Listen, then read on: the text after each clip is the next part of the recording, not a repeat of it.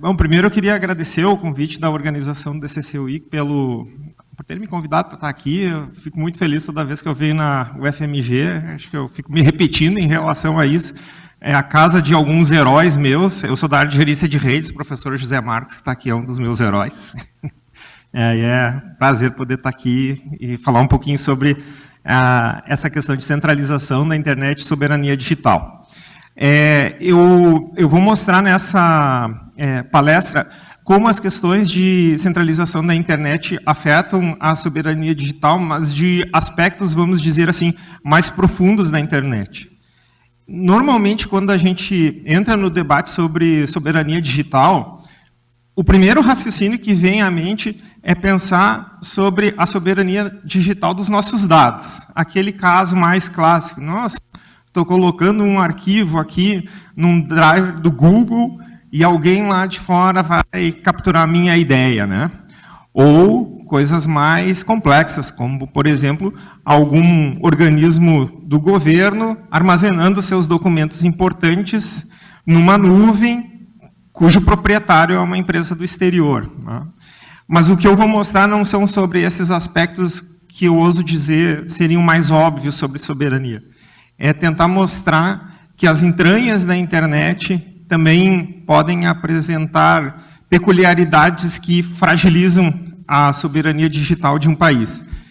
Entranhas essas que não são visíveis, normalmente para o público em geral, para as empresas, que é como eu vou mencionar aqui também, mas em especial para os definidores ou tomadores de decisão que fazem a criação de políticas públicas. Bom, esse aqui é o roteiro. Eu vou falar primeiro sobre as motivações e conceitos mais básicos e vou me ater a 3 tipos de centralizações da internet principais dessa palestra, que são sobre a centralização de DNS, depois a centralização do serviço de hospedagem web, que é aquele onde a gente cria um site na web, quer hospedar em algum lugar, e a gente não tem a nossa máquina plugada lá numa rede nossa, mas sim, possivelmente numa máquina virtual de um provedor de serviço de hospedagem. E, por último, a centralização de e-mail, que é um serviço que a gente sempre usa, né? Mas ali também implica em centralizações. Depois vou falar um pouquinho sobre implicações sobre soberania digital e depois as considerações finais. Certo? Então, motivação, né? Se a gente olhar para o plano, o design original da internet, assim, ela era composta por várias características, mas 2 principais, que era ser uma infraestrutura altamente distribuída, de forma que a comunicação na internet pudesse ser realizada através de caminhos diversos. Isso tinha origem na época da Guerra Fria, inclusive, ou da Segunda Guerra Mundial, onde se queria bypassar certas nações e achar caminhos alternativos era importante para essa conectividade. Então, ela nasceu sendo uma infraestrutura distribuída, né? Talvez os colegas de redes que não me ouçam, né? Mas a internet é um caso específico do sistema distribuído. Mas eu não falei isso, né? E a outra questão é que a distribuição gera também uma infraestrutura mais resiliente. Se um caminho não está disponível, a internet é capaz, usando os seus protocolos de roteamento internos, encontrar caminhos alternativos para alcançar os diversos serviços que tem ali. Então, essas eram as 2 principais características da internet na sua concepção original. Mas hoje em dia, porém, a gente encontra uma realidade um pouco diferente. O próprio conceito de internet também evoluiu, né? Se no começo era um conjunto de máquinas, servidores conectados formando uma rede, hoje a internet em si ela é composta por vários outros elementos, como firewalls no meio, tradutores de endereço para reaproveitar endereços IPs. Então, talvez os princípios originais da internet venham sendo modificados ao longo dos tempos, criando um certo nível de concentração de serviços em poucos provedores. A interrogação que está colocada ali, ela é de propósito, porque intuitivamente a gente entende a centralização. E talvez essas questões que eu mencionei de serviços em nuvem sejam um caso mais palpável de centralização no nosso dia a dia. Mas a gente não sabe exatamente o nível dessa centralização. E a pergunta fica também se essa centralização só está nesse nível mais palpável ou se ele também estaria nas entranhas da internet. Esse estudo que eu vou apresentar sobre centralização da internet nas entranhas dela, ele surgiu no contexto do IETF. O IETF é o organismo internacional de padronização de protocolos, um dos mais importantes que temos hoje em dia. E lá no IETF, eles se faziam essas perguntas, né? Bom, será que a infraestrutura da internet vem se centralizando ao longo dos anos, corrompendo o design original? E se sim, se ela vem se centralizando, qual é o nível dessa centralização? E se existe alguma tendência nessa centralização? Então, essas três perguntas. Há centralização ou não? Intuitivamente se diria que sim. Mas se há, qual é o nível dessa centralização? E se tem alguma tendência ao longo dos anos na centralização? E se confirmada a centralização, a gente tem naturalmente um conjunto de riscos. Aqui uma lista não exaustiva, né? Indisponibilidade, se a gente confia num único serviço centralizado e ele deixa de estar disponível, estamos desassistidos, a gente fica dependente de poucos fornecedores. E o principal em relação à soberania nacional é que se o provedor do serviço que a gente confia ele existe num país diferente do nosso, a gente cria uma dependência que é externa ao território nacional, o que é crítico para as questões, como falei, né, de soberania digital. Vou repassar um pouquinho, então, sobre os conceitos, né? Alguns são intuitivamente óbvios, mas a centralização ou consolidação da internet, os dois termos são utilizados de forma intercambiável na literatura.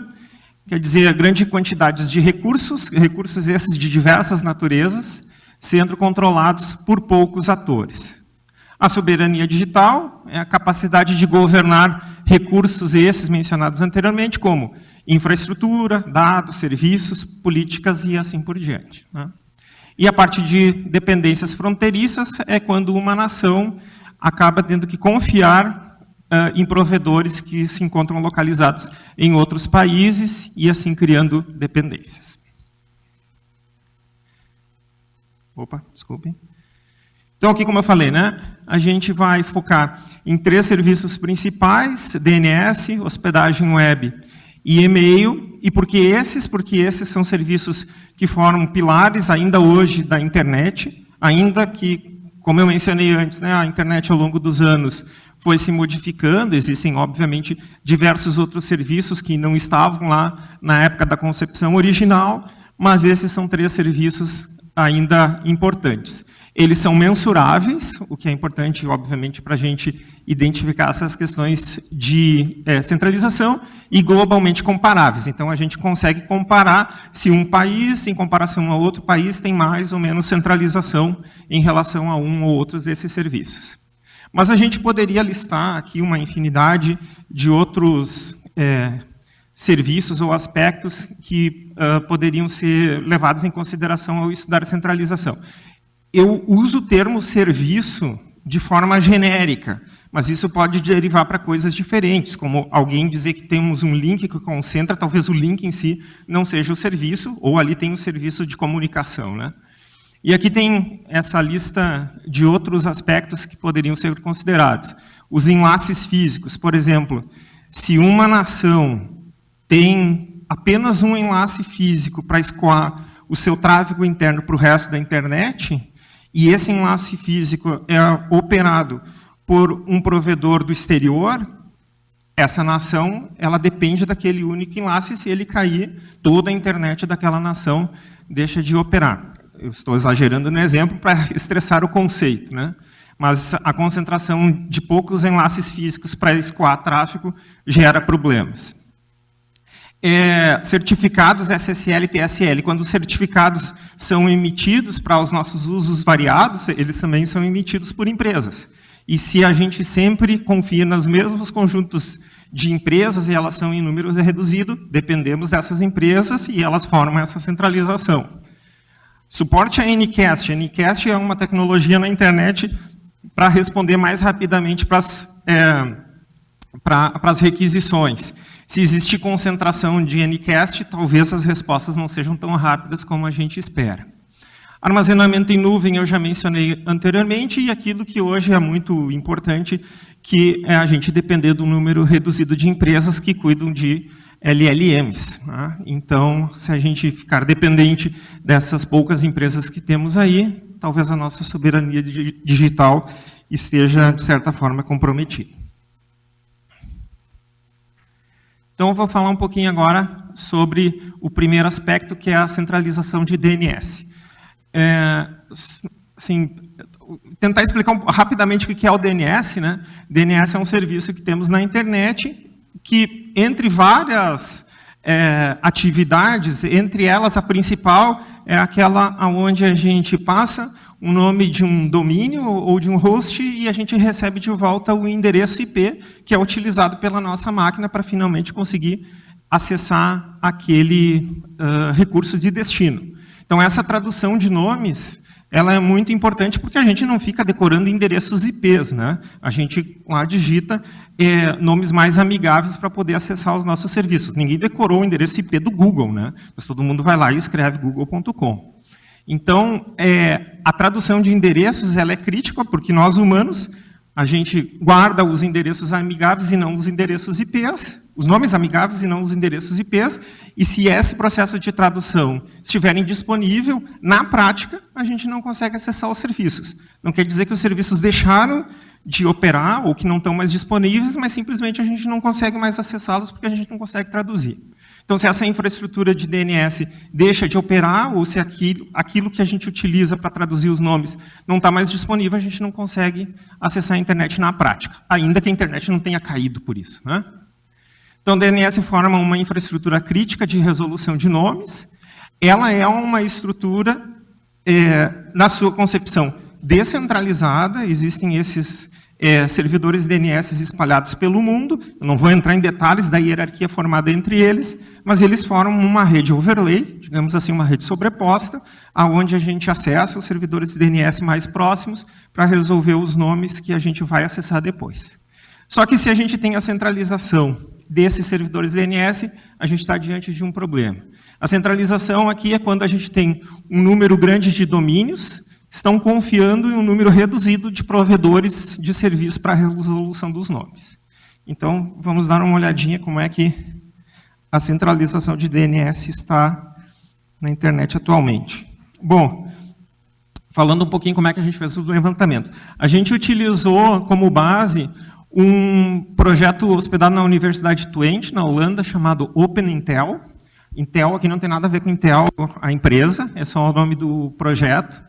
E a gente utilizou a base de dados desse projeto, que faz medição em larga escala do DNS, e a gente considerou 19 TLDs, quer dizer Top Level Domains, domínios de mais alto nível.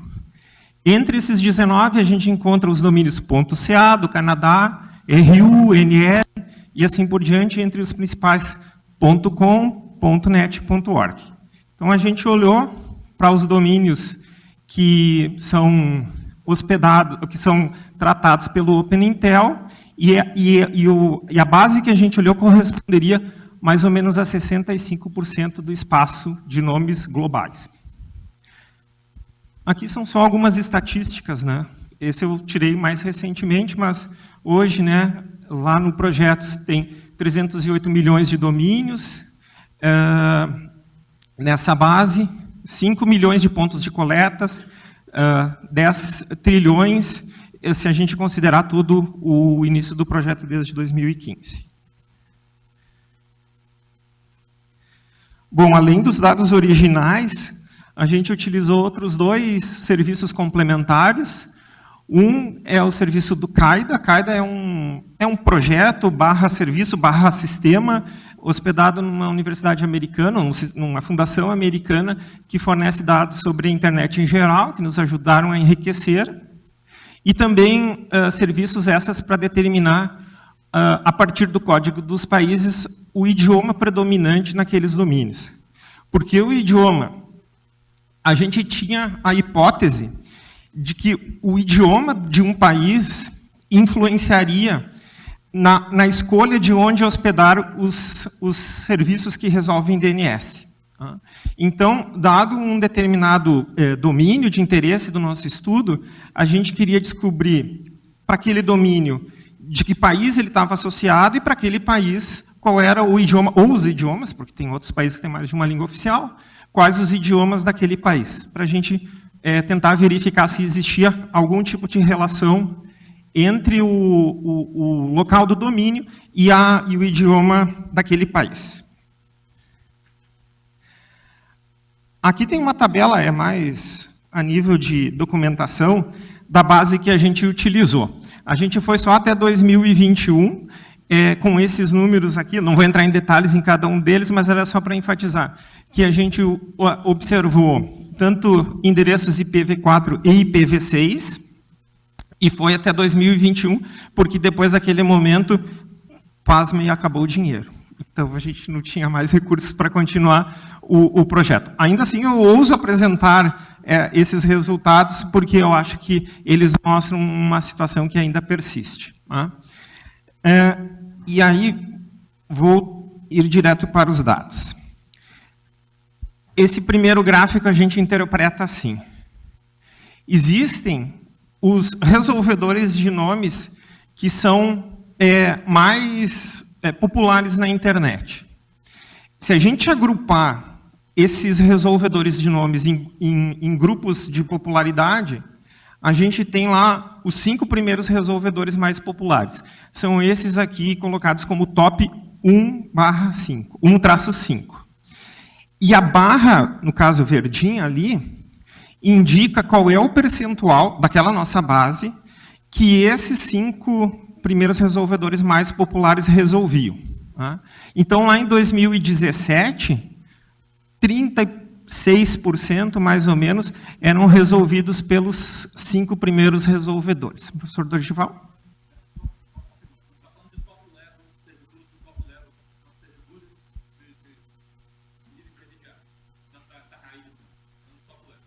Isso. Não, de todos eles. E aqui não são os domínios em si. Esses top 5 são os resolvedores e não os domínios em si. Aí a gente pega todos os domínios da nossa base e vê. Bom, esse domínio, quem resolve? É esse aqui. Esse outro, é esse aqui. Aí os 5 que mais resolvem correspondem à resolução dos 36%. Né?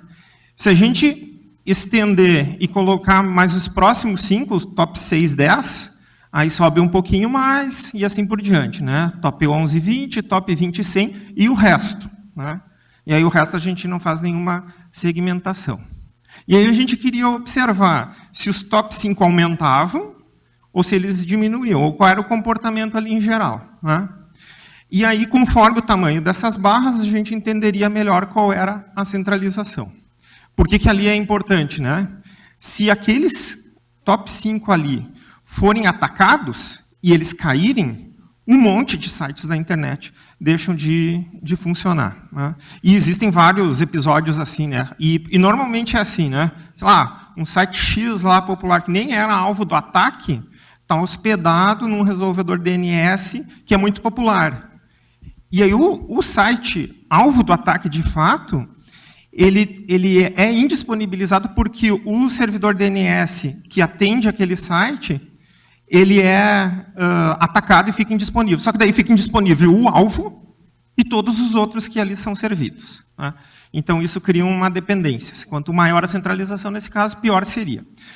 Deixa eu fazer uma outra observação. A centralização ela é um fator que afeta a indisponibilidade dos sites, mas não é o único. Tipicamente, e eu não tenho um estudo mais completo para mencionar para vocês, mas tipicamente o que acontece é que esses principais provedores, eles têm uma infraestrutura de TI mais robusta. Então, o fato deles serem atacados não significa que, obrigatoriamente, eles são mais ou menos resilientes. Então, não existe uma correspondência direta entre a popularidade deles e a eventual indisponibilidade. Então, aqui era mais para a gente ver que A centralização, digamos assim, não evoluiu muito ao longo do tempo. Como eu mencionei no comecinho, a gente queria ver se ela existia, então ela existe, né, com esses números, mas não existe, aparentemente, assim, uma tendência muito grande de aumentar essa centralização. Se a gente olhar aqui para IPv4. No caso de IPv6, inclusive, se a gente chamar que a barra primeira é sinônimo de centralização, a gente poderia dizer que a centralização foi diminuindo. Só lembrando que isso, eventualmente, pode ser um efeito colateral da adoção de IPv6, que, apesar de existir desde a década de 90, a adoção de IPv6 ela não é muito rápida, né? Então, se o número de domínios IPv6 aumenta e a variedade de resolvedores DNS também aumenta, essa centralização diminui. Então, no caso do comportamento de IPv6, tem esse efeito da adoção do protocolo. Bom, depois a gente quis dar uma olhada em como é que os provedores em si do mercado compartilhavam esse mercado, né? E aí, aqui a gente pegou não só os top 5, mas alguns outros, né? E a gente pode olhar como é o comportamento deles ao longo do tempo. Aquele primeiro GoDaddy lá de cima, ele era o resolvedor mais utilizado nos anos de 2017 até 2019. E notem que, instantaneamente, depois aquela Host Europe tomou o primeiro lugar. Por que isso aconteceu? Porque um comprou o outro. Então, uma coisa crítica da internet, a resolução de DNS, de um ano para o outro pode trocar por conta de questões comerciais ali no meio, né? Se a gente olhar aqui para o caso do IPv6, o comportamento é mais ou menos parecido, pelo menos em comparação a esses dois principais resolvedores, tá? Nota que não temos nada aqui de resolvedor brasileiro. A gente também fez uma análise ali, também considerando os países, né? Aqui, eu sei que talvez não dê para enxergar direitinho, né? Mas aqui em cima, vocês observam o nome dos top-level domains, mas que frequentemente se traduzem para o nome de países, né? A gente não tem aqui o Brasil, porque a base do OpenIntel que a gente utilizou não tinha dados brasileiros, né? E isso acontece porque essas informações elas são disponibilizadas por cada nação utilizando acordos específicos para essa disponibilização. E o projeto não tinha nenhum acordo para disponibilizar os dados brasileiros, né? Mas a gente pode observar aqui casos onde a centralização é maior ou menor de acordo com o país. Eu não vou me lembrar todos os nomes, né? Mas, por exemplo, esse .ee é um país que tem uma centralização maior. Outros países têm menos dependência, ou menos centralização, como é o caso da Rússia, aqui. Esse outro é um domínio russo também, só que é russo escrito com os caracteres deles. Outros muito dependentes em IPv6, como é o caso do Canadá, né? Então, essa centralização ela ocorre de forma diferente entre países diferentes. E aqui é um estudo para observar aonde os domínios de um país são resolvidos considerando 4 opções, que são ou o domínio ele é resolvido localmente. Então, se eu sou um país e eu resolvo localmente, em teoria eu tenho menos dependência externa. Ou se ele é resolvido nos Estados Unidos, ou se ele é resolvido num outro país que não o próprio, mas que tem o mesmo idioma, ou o resto, né? Então, a gente pode ver... deixa eu ver, me lembrar aqui. Era o mesmo caso da Rússia, né? Quase tudo é resolvido localmente. Na Holanda também é quase tudo resolvido localmente.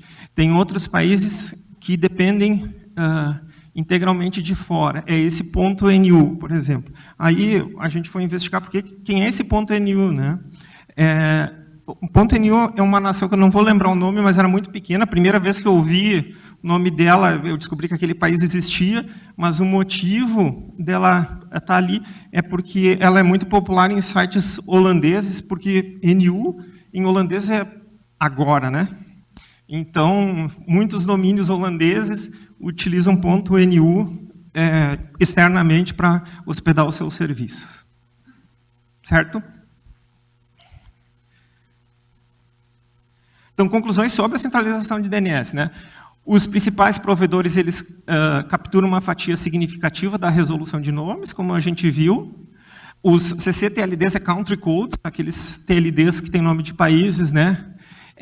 CCTLDs importantes acabam confiando em provedores que operam no exterior, e daí gera essa dependência. Em alguns casos, os 5 principais provedores acabaram cobrindo em torno de 40% de todos os domínios do estudo, né? Não é assim, o estudo não foi 100% completo, no sentido que a gente não pegou todos os domínios da internet, mas cobria 65% do espaço, né? E os 100 principais provedores responderam em torno de 80% a 96% desses domínios, né? E a concentração em resolução IPv6 ela é maior que IPv4, mas isso é muito influenciado pela própria adoção dessa versão do protocolo, como eu falei anteriormente, tá? Implicações, né? O risco operacional resultante do efeito colateral de ataques, aquele cenário que eu mencionei anteriormente, né? Uma empresa vai ser atacada e daí o ataque é indireto para o seu provedor DNS, que resolve nomes de outras empresas, as outras empresas que não têm nada a ver acabam sendo prejudicadas. Existe uma exposição jurídica e eventual choque entre legislações do país local, que tem o serviço sendo fornecido, e o país remoto, onde o nome é resolvido, né? Aquilo, né? Efeito colateral. Um país pode, entre aspas, atacar outro país, forçando que os provedores do país em questão interrompam a resolução de nomes de domínios, entre aspas, inimigos, né? Então, os países que mais resolvem DNS têm em suas mãos o poder de derrubar uma boa parte da internet ou fazer quedas seletivas a depender dos seus interesses. Não houve nenhum episódio na internet onde a motivação, pelo menos explícita, tenha sido essa, mas existe esse potencial. Portanto, né, diversificar os provedores utilizados para resolver o nome de um domínio de uma empresa, por exemplo, onde o governo é uma ação importante. Bom, agora vou pular para a centralização de hospedagem web. Hospedagem web é aquilo que eu mencionei anteriormente. Eu vou lá, faço um site, a grosso modo, eu quero hospedar esse site em algum lugar, a minha máquina não pode hospedar, porque eu não tenho IP fixo, então eu compro o serviço de hospedagem que se encontra em algum lugar da web, né? Então, estudar essa hospedagem implica em determinar a localização física e lógica do conteúdo que eu for produzir, né? Nem tudo que a gente produz aqui no Brasil, evidentemente, fica hospedado no Brasil. A gente usou como amostra o primeiro 1 milhão de sites mais populares que é reportado pelo serviço Alexa. Alexa, ele é um serviço que coleta informações da internet, ele faz um ranking dos sites mais populares. E aí a gente pegou esse ranking de 1 milhão nos anos diferentes e observou apenas esse conjunto de sites mais populares. Então a gente, obviamente, não cobriu toda a internet, mas a gente usou aquele 1 milhão de sites mais populares, entendendo que esses são os sites mais importantes justamente pela popularidade. Como esperado, a concentração de sites populares em poucos sistemas autônomos na internet, daí a gente vai ver os números aqui. Então, se a gente olhar aqui, os principais provedores. A lógica é mais ou menos a anterior, só que em vez de hospedar a resolução de nome, a gente está considerando hospedagem web, né? E daí a gente tem a separação ali entre os top 1, 5, depois 6, 10 e assim por diante, né? E aí a gente pode ver que as figuras aqui, elas não são muito diferentes das figuras que a gente viu ali sobre resolução de DNS, né? Então, também não tem uma tendência de concentração na parte de hospedagem com IPv4, tem uma queda aqui na parte de IPv6. Os top 5 acabam concentrando mais que a comparação aos outros. E o possível motivo para essa semelhança entre a resolução de site, hospedagem web e a resolução de nomes que a gente viu antes, é porque normalmente as empresas oferecem um combo. A gente hospeda um site e resolve o nome daquele site no mesmo lugar. Então, isso acaba criando essa ligação entre os dois serviços. Aqui, novamente, a gente foi ver como seriam os principais provedores em números absolutos. Aqui, de novo, o GoDaddy, que a gente tinha visto anteriormente, e aqui embaixo o Google na parte de hospedagem. E aí a troca deles aconteceu ali entre 2020 e 2021, e IPv6 é mais esparso pela adoção do protocolo, como a gente já tinha visto. Se a gente olhar percentualmente, são os mesmos números de antes, só que antes era absoluto, agora é percentual. Então a gente nota que, aqui no caso, né, quando teve aquela troca, o mercado novamente trocou de um provedor para o outro. Então, não diria da noite para o dia, mas de um ano para o outro, podem acontecer mudanças tão drásticas quanto essas, pelo menos em hospedagem, assim como aconteceu em resolução de nomes. Bom, olhando pelos domínios, né? Aqui novamente a gente tem o código dos países, e aqui a gente vê na barra azul aonde os principais provedores concentram qual percentual em cada país. E aí, claro, tem países que são mais concentrados, de novo, aquele ponto E que a gente tinha visto, né? E outros que estão menos concentrados. Aqui é Liechtenstein, se não me engano, e assim por diante. E a concentração em IPv6 tem esse comportamento também parecido com o anterior. E aqui a gente vê sobre a questão de idiomas. E aqui os gráficos são um pouco diferentes, né? Novamente, né? Se a gente hospeda por conta de ser localmente, no mesmo idioma, se a gente vai hospedar nos Estados Unidos, se a gente vai hospedar num outro país diferente do próprio, mas que tem o mesmo idioma, ou o resto, né? Então, tem o gráfico já é bem diferente, né? Nenhuma surpresa, né? O .com fica todo praticamente hospedado nos Estados Unidos, .net, .org e assim por diante.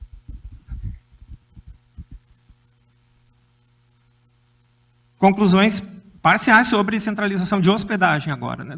De novo, né? Fatias significativas são concentradas em poucos provedores, então há centralização, como esperado. Muitos sites populares de um país são hospedados no exterior, semelhante à centralização de DNS.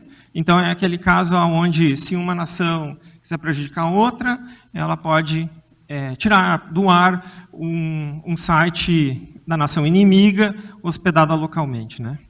Essa concentração de hospedagem acaba sendo influenciada, como a gente viu também, por questões de idioma e proximidade geográfica.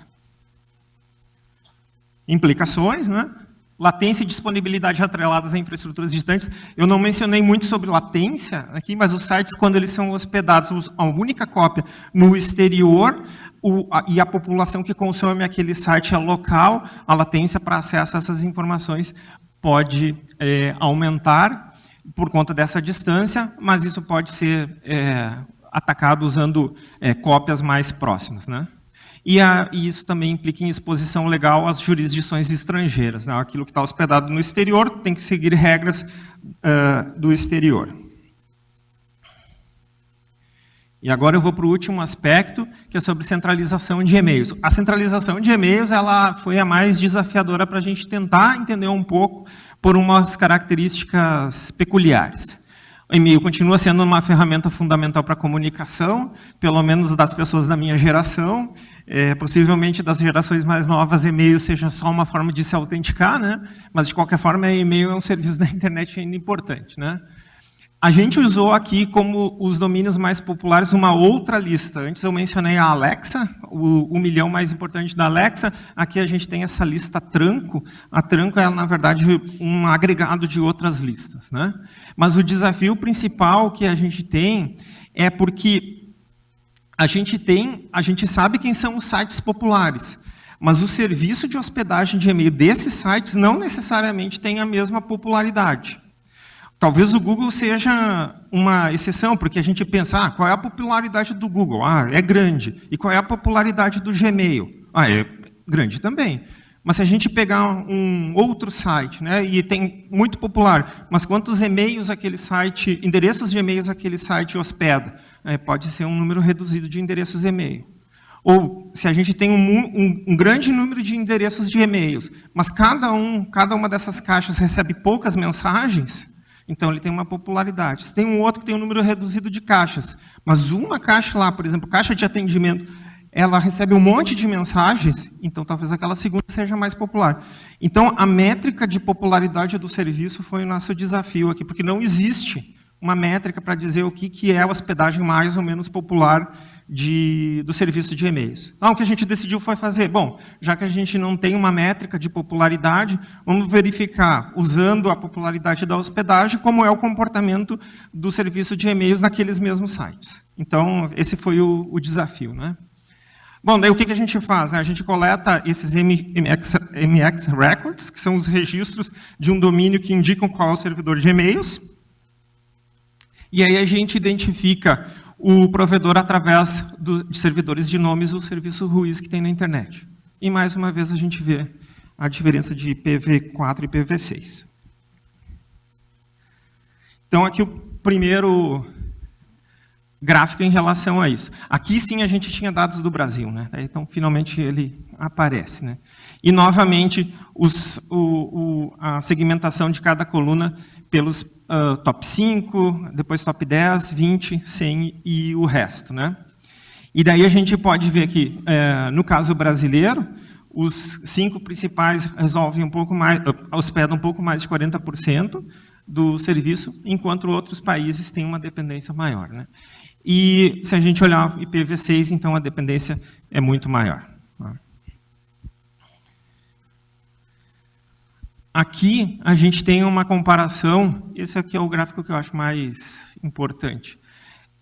Eu pelo menos, quando começamos a pesquisa, eu pensava assim, bom, Google deve ser o dominador desse processo, mas não, ele corresponde a esse aqui nessa lista de companhias, e o resto era maior, para IPv4. Aqui não tem a legenda, mas em cima é IPv4, embaixo é IPv6. Né?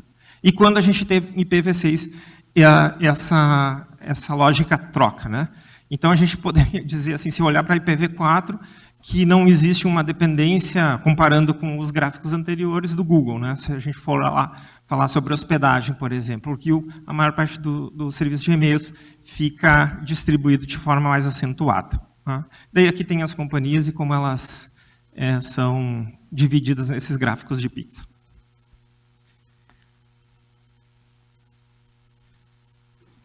Bom, implicações da centralização de e-mails, né? A gente tem riscos relativos à disponibilidade e privacidade.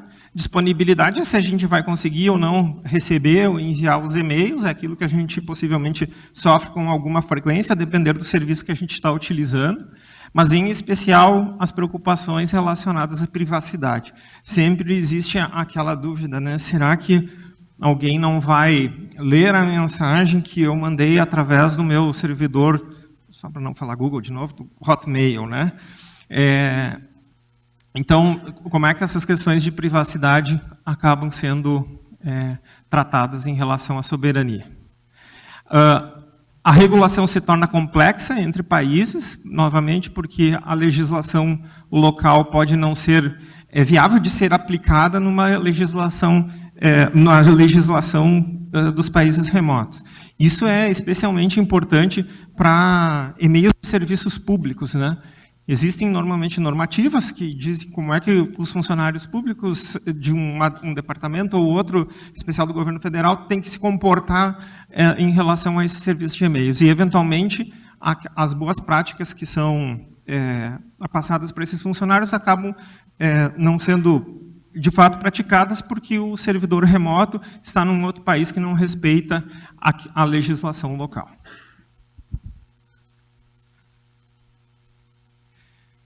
Bom, agora discutindo um pouquinho no geral, né, sobre impactos da centralização na soberania digital, né?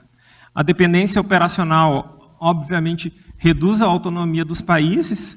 Então, se a gente se encontra num país e ele tem uma dependência de um país remoto para um determinado serviço, obviamente esse país local não vai ter como criar as suas próprias regras de forma mais livre e impor essas regras, porque ele não controla o serviço em questão. Né? Isso cria conflitos de políticas entre países, entre o país local e o país remoto, e países, incluindo as suas estratégias de serviços estrangeiros, de forma inconsciente, o que acaba acontecendo, assim, é uma observação empírica, né? Quando um determinado país precisa de um serviço e ele não domina tecnicamente aquele serviço, ele acaba inconscientemente absorvendo as regras do país remoto pela necessidade de disponibilizar aquele serviço no país local. E aí, essas questões de soberania normalmente levam às discussões sobre se um país deve efetivamente utilizar serviços remotos, se aqueles serviços que estão lá sendo disponibilizados, se eles não estão sendo mal utilizados pelo país que abriga o serviço, em detrimento das liberdades e das condicionantes do país que precisa do serviço, né? Então, fica sempre no ar essa discussão se um país local deve usar os serviços do país remoto. Mas aqui tem um grande porém, né? Quando países em desenvolvimento, né, não possuem as condições para localmente implantarem esses serviços críticos, e a gente viu 3, né, DNS, hospedagem de sites e e-mail, abrir mão, e eventualmente abrir mão temporariamente, dessa soberania digital, pode ser a única opção para esses países acabarem não excluindo os cidadãos do país do ambiente global digital. Então, a gente poderia dizer, há uma balança, né? De um lado, a soberania digital, e do outro, a inclusão dos mesmos cidadãos no contexto global. Para ter soberania digital completa, o país de origem deve ter as condições de fornecer esses serviços localmente. Mas, se não há essas condições, ele tem que fazer uma escolha difícil, né? Então, abre mão de soberania para permitir que os cidadãos estejam inseridos no contexto global, e aí isso deriva das políticas públicas que um país deve, em princípio, de forma consciente, estabelecer. Possíveis abordagens para isso, né? Isso não é uma lista minha, né? Os pensadores sobre isso normalmente mencionam, né? Diversificar o uso de provedores, considerando a geolocalização desses provedores. Então, se eu preciso resolver DNS dos meus sites e eu não tenho um resolvedor no meu país, eu posso identificar resolvedores em diversos países diferentes. Aí, se um país lá, inimigo, entre aspas, novamente resolve me, também, entre aspas, atacar e deixa de resolver o meu domínio, os outros países que eu também tenho ligação vão continuar resolvendo. Mas essa decisão de, dado o meu serviço e a resolução ser distribuída, é uma decisão técnica, mas ela não é óbvia. Normalmente as pessoas pensam em resolver rapidamente, contratam o primeiro serviço de resolução de DNS e depois essas implicações acabam sendo desconsideradas. Segunda consideração, né? Investir em capacitação para a implementação das infraestruturas locais. Às vezes o país pode, inclusive, ter recursos para essa implantação, mas ele não tem recursos humanos para implementar. A gente tem notícias, por exemplo, de alguns países em desenvolvimento da África que, ainda tendo recursos para implementar servidores DNS, eles não têm recursos humanos para fazer isso, porque não houve uma capacitação local. E, por último, ali, fomentar a cooperação regional entre países parceiros. E é o caso do BRICS, que é um movimento que o Brasil tem tentado fazer de se unir, digamos assim, aos outros parceiros do BRICS, inclusive na implementação de serviços dessa natureza. Uma listinha de considerações finais.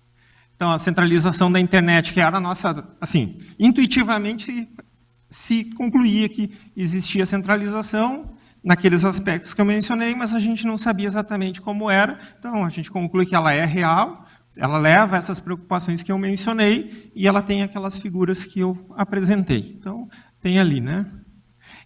Eu não diria hoje em dia que existe uma tendência de centralizar mais ou menos, parece ser razoavelmente estável, né? Ela implica em consequências técnicas, mas também geopolíticas, como a gente viu, né? Um país querendo prejudicar outro, ele tem os mecanismos para isso, mas, em especial, implica em consequências econômicas. A parte econômica eu falei menos, mas há estudos onde tentam se identificar aquelas relações que eu mencionei entre os servidores de DNS, quando eles deixam de operar, quais são as consequências econômicas para o país. Porque o que a gente viu ali era o número de sites que deixavam de operar. Mas cada site tem uma importância econômica no país. Então, se aqui no Brasil cair alguns sites menos populares, talvez as consequências econômicas não sejam tão grandes. Agora, se sites importantes deixarem de operar, as consequências econômicas, porque eles estão ligados a empresas economicamente fortes, as consequências seriam maiores. Então, há uma vinculação, mas eu não mostrei aqui, entre a indisponibilidade dos serviços e as consequências econômicas. E a centralização deveria, daí eu acho que o ponto principal da minha palestra é que a centralização ela deveria ser mais visível, primeiro para o mercado em geral, porque quando uma empresa, por exemplo, decidir hospedar um site, usar um serviço de resolução de nomes, ou um serviço de e-mail, ela ter consciência dessas questões e aí tomar decisões mais conscientes sobre como implementar esses serviços. Mas, em especial, os formuladores de políticas públicas, porque, normalmente, não existe política pública calcada nessas considerações que eu fiz e ela tem implicações. Como eu disse, a gente não teve nenhum episódio muito grave que a gente possa dizer assim, uma nação atracou outra nação, ou pelo menos não explicitamente, utilizando essas questões, mas, de novo, como política pública, isso deveria ser considerado pelos governos. Bom, esses estudos eles foram feitos através de um conjunto de pesquisas, eu não quero ficar fazendo propaganda, mas caso alguém tenha curiosidade, essa aqui é uma lista dos artigos que geraram parte desses números, depois eu posso disponibilizar os slides, e agradeço, obrigado, era isso que eu tinha para contar.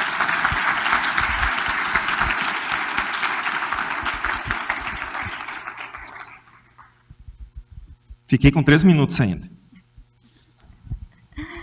Oi, pessoal. Agora eu vou fazer pergunta para o meu chefe, né? Agora, como o Lisandro é o diretor da RNP, eu sou Mas analista... eu não sou como o teu chefe aqui.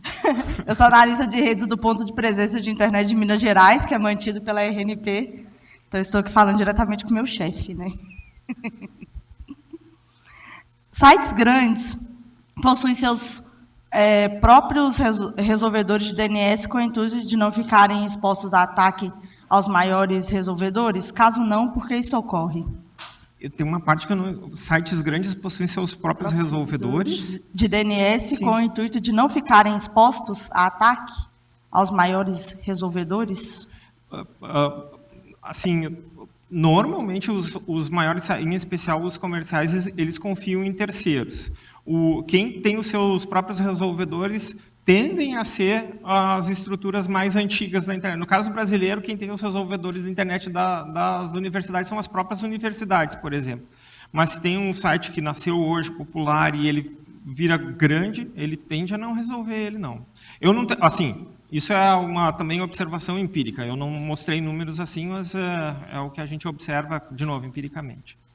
Se os resolvedores de domínio mais populares atraem mais ataques cibernéticos, por que a maioria das empresas ainda insiste nessas soluções? Porque elas não têm essas visões. Elas não conseguem entender as consequências do que caiu, o que não caiu, justamente elas não sabem, por exemplo, eu vou hospedar em um determinado lugar, mas naquele mesmo lugar tem um número X de outros sites sendo hospedados lá, ou domínios sendo resolvidos, e aquilo ali aumenta o meu risco.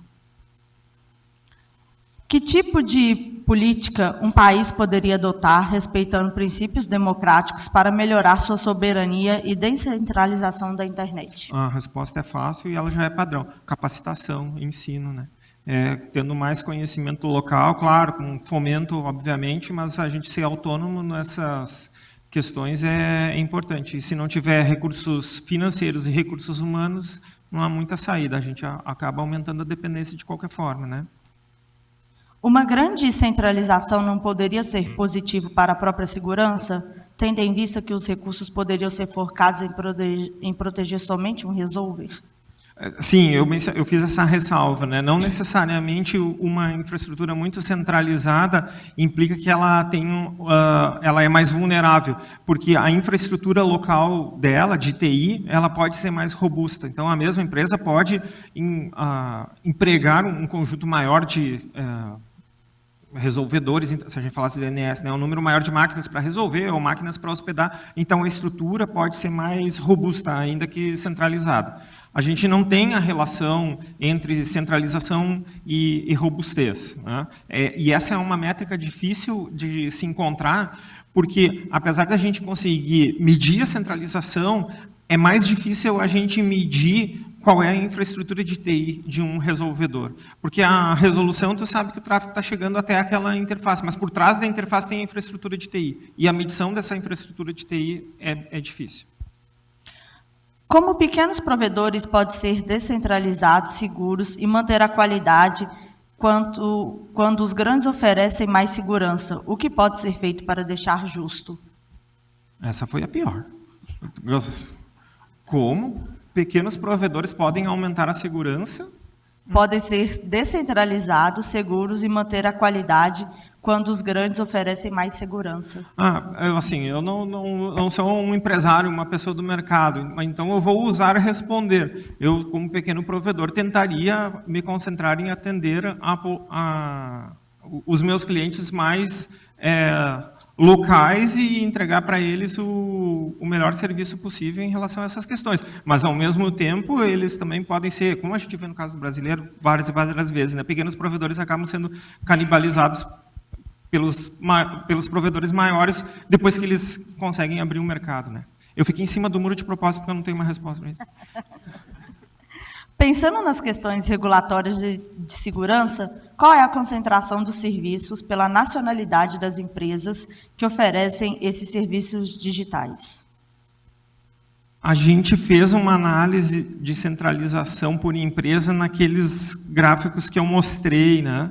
Mas a gente não tem um relatório mais amplo dividido por países. A gente tem a intenção de conseguir os dados que, no caso do Brasil, ficam hospedados no CGI-BR, no NIC-BR, para entender qual é o comportamento brasileiro desses provedores, né? Além disso, como eu mencionei, antes a gente pegou o primeiro 1 milhão de domínios da internet como um todo, mas um estudo complementar seria pegar 1 milhão de domínios mais populares num país ou no outro, como no caso do Brasil. A alocação de serviços em nuvem pode ser considerada uma ameaça à soberania digital, devido à centralização das maiores empresas que ofertam esse serviço? Sim, pode sim, é considerado como tal. Eu só ia mencionar o outro contraponto, eu acho que estava mencionado naquele meu porém ali, é que acho que não é necessário, não é bom, digamos assim, demonizarmos essas big techs, porque elas podem ser a resolução, podem apresentar a resolução de problemas de inserção digital para aqueles que não têm essas capacidades que eu mencionei anteriormente. O efeito colateral é uma diminuição na soberania digital, né? Mas aí os governos devem, de alguma forma, arbitrar sobre essa balança, né? Ter mais soberania ou ter cidadãos incluídos no mundo globalizado, né? Caso aquele país não tenha as condições de aumentar a sua soberania digital.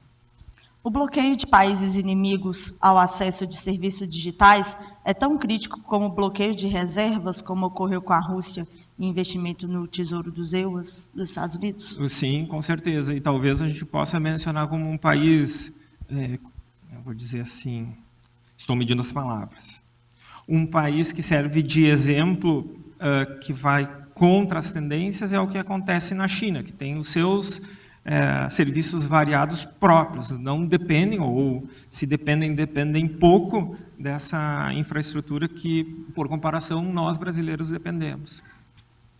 A inferioridade dos serviços brasileiros nesse contexto é devido à falta de políticas públicas, interesse econômico ou falta de tecnologia? Tu falou muito rápido, não entendi o começo. A inferioridade dos serviços... Ao quê? Inferioridade. Dos serviços brasileiros nesse contexto é devido à falta de políticas públicas, interesse econômico ou falta de tecnologia? Falta de tecnologia não é, porque essas tecnologias, pelo menos as mais básicas, estão amplamente disponíveis, elas são abertas, padronizadas no IETF, que eu mencionei anteriormente. Não acho que seja falta de recursos humanos, estamos na UFMG, né? O recurso humano que sai daqui ou de outras universidades, eles são de excelência, estão de excelência quanto de outros países. Investimento pode ser, sim, um fator importante a depender do ano, das questões que tem aqui e ali. Eu acho que o problema principal, claro que eu estou falando desses aspectos específicos, mas se fosse falar sobre soberania digital em geral, é que é uma questão que a importância dela é proporcional ao contexto global. Todo mundo fala hoje em dia de soberania digital por conta dos Estados Unidos.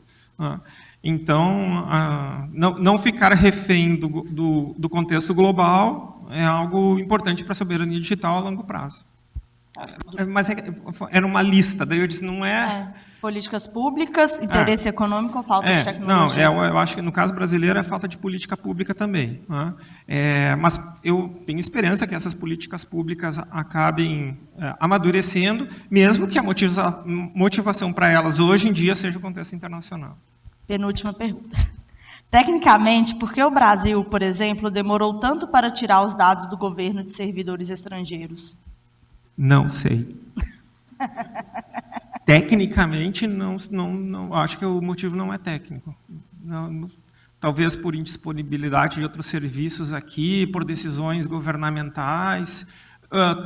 Se a gente for falar de serviços em nuvens, a gente tem assim, poucos serviços em nuvem nacionais que são efetivamente conhecidos ou populares.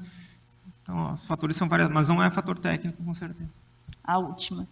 A metodologia considerou o efeito de CDNs na distribuição de resolvedor DNS sites? Não, CDN a gente sabe que ela pode influenciar isso e a gente tentou tirar uma fotografia sem essas variações. CDN é uma variação, Ncast que eu mencionei anteriormente é outra variação. No caso de o estudo sobre domínios, tem o que eles chamam de parking sites, eu esqueci o nome da expressão, mas são domínios que são alocados e não tem um site lá, porque eles existem só para serem resolvidos. Então, a nossa fotografia, ela não considerou esses casos de exceção, mas CDNs influenciam, Ncast, esses parking sites que eu mencionei, influenciam nessas figuras também. Então, em nome do Ponto de Presença de Internet de Minas Gerais, a nossa equipe ali atrás e do Departamento de Computação, a gente queria agradecer mais uma vez o professor Lisandro e mais uma salva de palmas, por favor.